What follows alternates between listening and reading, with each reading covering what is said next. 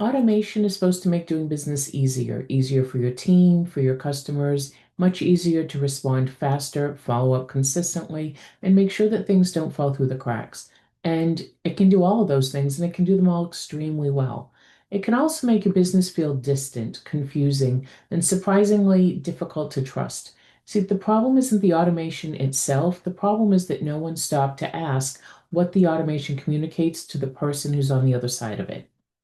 Welcome to Trust Leaks, the podcast where we look beyond what businesses say about trust and examine the everyday experiences that quietly build trust, weaken it, or cause it to disappear altogether. I'm Sandra Martini, and each episode will identify the small gaps, unclear moments, and operational inconsistencies that can leave customers, prospects, and team members wondering whether they can truly rely on you and your business. Today, we're talking about automation.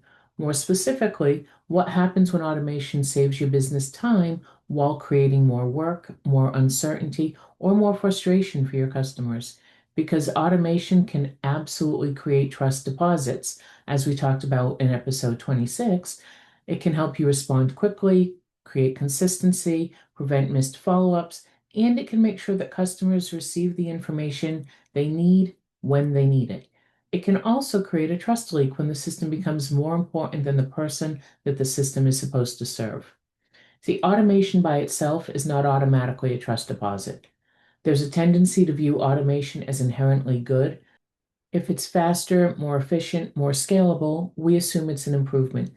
That, however, isn't always true from the customer's perspective. A business may automate a process and save 10 minutes internally while adding 3 steps for the customer.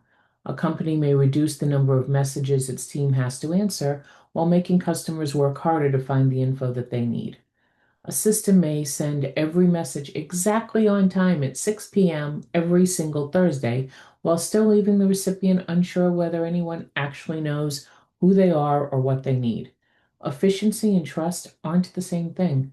Efficiency asks, how quickly and consistently can we complete this process? Trust asks, does the person on the other side feel confident that the process will work and is working for them? The best automation answers both questions. Let's look at our first trust leak for automation, when the customer can't tell whether a person's involved. So think about the last time you sent a question to a company and immediately got an automated response. Sometimes it's useful. It confirms your message was received. It tells you when to expect a reply. It may even give you the information that solves the issue. Those are trust deposits. Now imagine receiving an instant response that says, "We value your message. Our team is reviewing your request. Someone will be in touch shortly," and then nothing happens. Or you get another automation and another. And at some point, you start wondering whether anyone's actually seen your question. The issue isn't that the response was automated.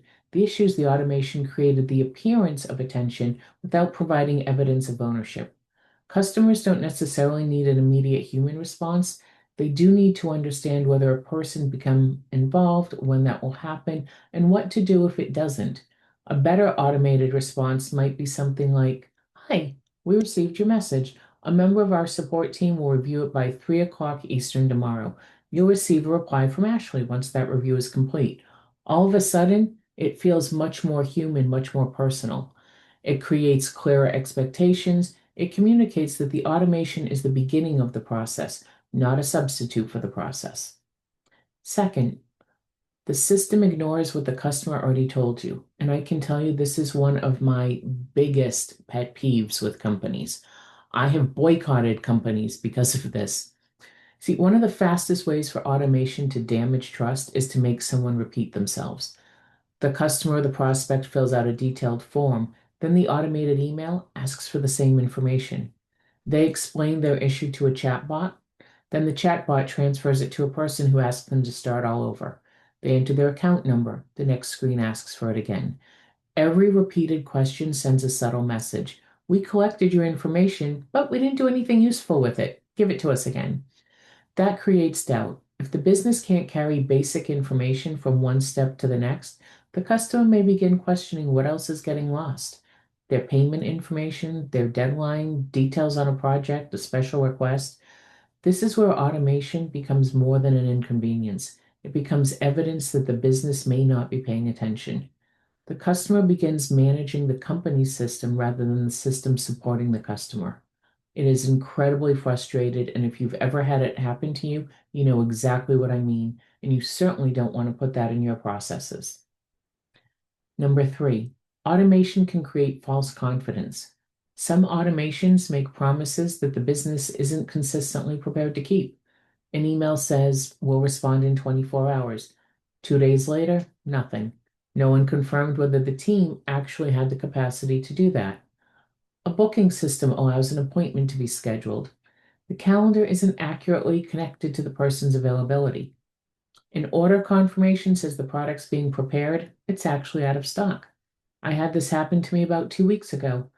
I ordered a TV, um, and it said the TV was in stock, paid for it, it would be delivered by 11 a.m. the next morning. At quarter of 11 the next morning, I got a message saying, oh, it's out of stock. Okay, what happened in the last 12 hours? Now, a customer receives a message that their request has been completed, but it's only been assigned. Automation makes these statements feel official, and it means that any inaccuracy carries additional weight and hurts that customer experience because customers will often treat system-generated confirmations as commitments. When the business later explains that the message was just automated, the explanation usually doesn't repair that trust leak. The customer doesn't separate the automation from the business. To them, the automation is the business, it represents the business. If the system says something happened, they expect it to have happened. Pretty reasonable. If the system provides a timeline, they expect the company to honor it. And if the system confirms a next step, they expect someone to own that next step. Another really frustrating point with automation, there's no clear path to an actual human being. So automation works amazingly well when everything goes as expected, when all the little checkboxes are checked and it just proceeds through its process.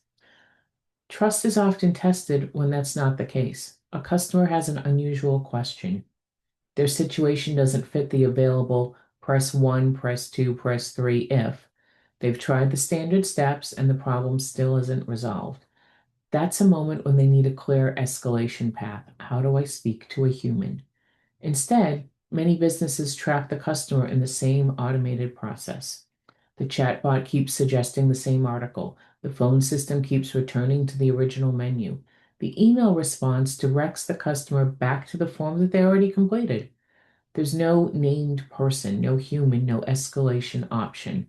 There's no clear way to explain, hey, my question's different and your system's not helping me. What this tells the customer is that our process matters more than your problem. You don't want that. Even when that's not what the business intends, and it almost never is, it's often what the customer experiences, and that's what they're going to post about on social. That's what they're going to tell their friends. See, an effective automated system should know its limits. It should recognize when the issue is outside the standard path. It should provide a simple way to reach someone with authority and information needed to help. Automation should never remove access to people. It should help people focus their time where human judgment matters. Another personal favorite. Automation can make personalization feel pretend. We've all got those messages that begin with our first name and yet still feel completely cold, distant, and impersonal. That's because inserting a name isn't the same as actually recognizing humans. A customer may receive an automated message celebrating their 1 year anniversary with the company they stopped working with 6 months ago. Or a prospect may continue receiving sales emails after telling someone they aren't interested. One of my non-favorites is I keep receiving sales emails for the product I've already purchased. And when I've raised it with the company, it's, oh, that's just our system.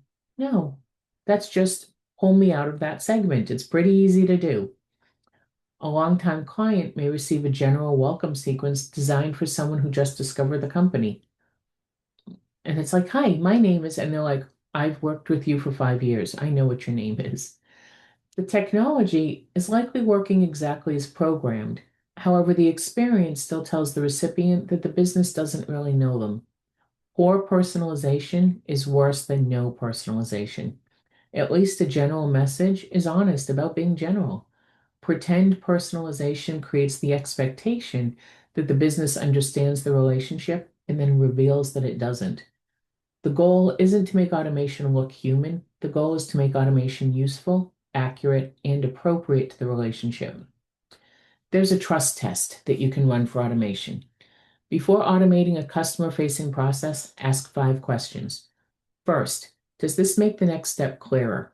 The customer should understand what's happening, what happens next, and when they should expect movement.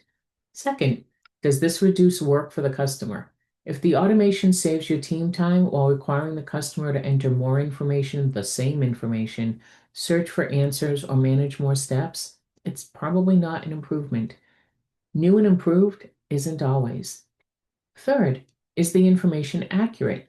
Every confirmation, timeline, status update, recommendation should reflect what is actually happening and the capacity, the bandwidth that your team has to make sure it can happen. Fourth, one of my favorites, is ownership visible? The customer should know whether a person or team is responsible for the next step and what to do if they don't hear from the customer, the team, the automation. And fifth, is there a clear path when the automation isn't enough? Because not every situation is going to fit your workflow. Customers need a reasonable way to reach someone who can understand the exception and take responsibility for it. If the answer to one or more of those questions is nope, then the automation may be creating efficiency while also creating a trust link. So I'd go back and make sure we've got yeses for all of them. Our goal here is to automate the task, not the relationship. Most businesses need automation. Used well, it creates consistency, speed, and reliability. The goal is to automate the best things, the right things. Automate the confirmation that a form was received. Don't automate the automation that assumes a customer's issue is understood. Automate reminders. Don't automate messages that ignore what the customer's already done or the relationship with you. Automate regular updates. Don't hide the ownership behind the system. Automate repetitive tasks. Don't remove human judgment from situations that require context, empathy, or authority. The strongest systems don't make the business feel less human. They make it easier for humans inside the business to be responsive, prepared, and reliable. That's when automation becomes a trust deposit. This week, take a look at one automated customer experience in your business. It might be a contact form, a booking sequence, an onboarding email, a chatbot, or a follow-up campaign. Go through it as if you're the customer. Even better, have someone outside your company who doesn't work with you go through it. And then ask, do I know what's happening? Do I know what happens next? Do I know when a real person becomes involved? And do I know what to do when my situation doesn't fit the system? Automation should make your business easier to trust, not merely to run. Thanks for listening to Trust Leaks. If you liked today's episode, please like, follow, or subscribe. It'll feed the algorithms and help others who can benefit from this information and make me smile. I'll see you next time.